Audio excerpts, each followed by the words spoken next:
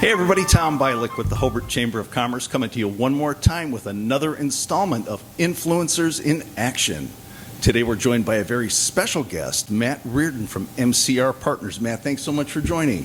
Hey Tom, thanks a lot. I appreciate it. You know me, it's always hard to keep me off a microphone, so I was a little put off when you asked me to come in front of the camera and talk, but glad to be here. Well, we're happy to have you here. Matt, for those that might not be familiar with MCR Partners, talk a little bit about it. Share with some background. Great, I'll give you a little background, Tom.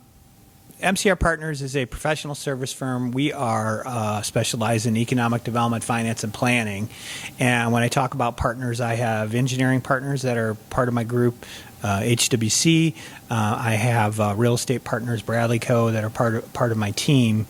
And my background goes into what led me to MCR was working for the government for years, a few years, working for the accounting world for years, and then working in the engineering industry. Mm-hmm. So when you talk about how do you build projects and what happens, you have a little bit of all that into each project. So you need to talk to the government, whether you need a zoning change or whatever. Odds are you're going to need some kind of money, and then you got to figure out how to build it. So what I bring to the table is that with my partnership, and I have an office located at 5920 Holman and Haven. Bradley office is located on 84th in Maryville. So I try to get around the region a little bit and spend a little time in LaPorte County. So it's also enjoyable to be your own boss a little bit. Sometimes your boss can be a jerk. I'm sure you know how that is, right, Tom? No, I've never had one of those. Yeah, I'm sure. So, but it's always a challenge, which is great, and it's nice to work with people in and around the region and from other states that share the idea of doing quality projects on time and on budget. It's wonderful when that all comes together. So now, if I understand you right, then you act as somewhat of a conduit between developers and government, perhaps, when they start to pull together some projects. You sort of act as a liaison? Some of that is true. Working together working to put together, really project management team. Mm-hmm. And, oftentimes you have a team and everybody wants to be the quarterback. Well, you can't have that. I mean, there's a quarterback and then there's linemen and so on and so forth. And I feel comfortable talking about football, seeing that we're in Hobart, but a little intimidated by the purple and white, as I didn't enjoy my stint at the Bricky Bowl very much as a 59er, but I digress. So I do serve as that from time to time. I also represent municipalities that are looking for assistance. And, as you brought it up, I'm working with the private developers looking to make a substantive investment in Hobart. So it feels comfortable to do good things in locations that, you have elected officials that you trust. I think Brian Snedecor is a great mayor. He's a great example of those elected officials that have been able to evolve. That's not true of all elected officials, but I'll say that Brian's one of those that I recognize, and as the other business leaders. So that's a good thing. So now when you're working with elected officials or developer, I'm assuming there are certainly a lot of different personalities to navigate, which takes a lot of leadership on your part.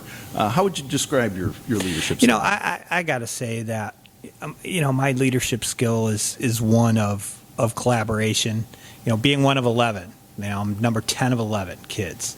So if we didn't collaborate, there were consequences to non-collaboration, right? So that was the environment I grew up in, and of course I'm glad to say I'm still close to all of my brothers and sisters, and most of them live in and around the region, which is even better. But that's my leadership skill: collaboration and accountability. I mean, that's the other part of what I learned growing up: collaboration and accountability. And with put those two things together, you can have some legitimate success. Now, growing up, did you have any personal mentors or personal heroes that you looked up to that you would maybe model yourself after? It's kind of funny that my wife jokes around that, I don't have this big, network of friends. And I always say, I do, but they're all related to me. So when we get together, it's the Reardons getting together along with my 40 some odd nieces and nephews and all that they bring to the table. So,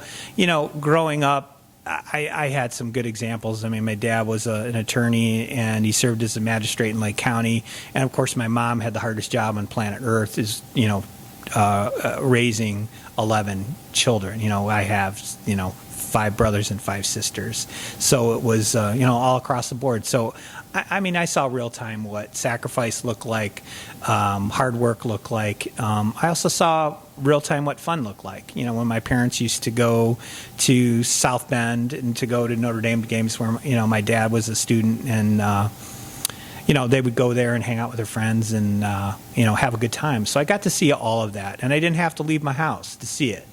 And so I kind of carry those ideas and traditions on with my own family. So, we still have our, little meetings and so on and so forth. But, collaboration and accountability is still the thing at my house. How do you want to be remembered? What do you want your legacy to be? I tell you what, I try not to spend a lot of time thinking about the future, to be honest with you. I think that when I go forward and I do what I believe to be the right thing every day, the future will take care of itself. So as long as I keep doing what I think is right and being a decent person, I think the legacy takes care of itself. Now, if someone wants to get a hold of you to talk about a project or anything else for that matter, how would they get a hold of you? I tell you what, you can get online and you can go to mcrpartnersllc.com, or you can give me a call, 219-741-9511. I guarantee I'll answer you back, or shoot me a text. He's Matt Reardon, an influencer in action. Matt, thanks so much for joining today. We really appreciate it. Hey, thanks a lot, Tom. Have a good day. Once again, I'm Tom Bialik with the Hobart Chamber of Commerce. We hope to see you again next time on another episode of Influencers in Action. Take care.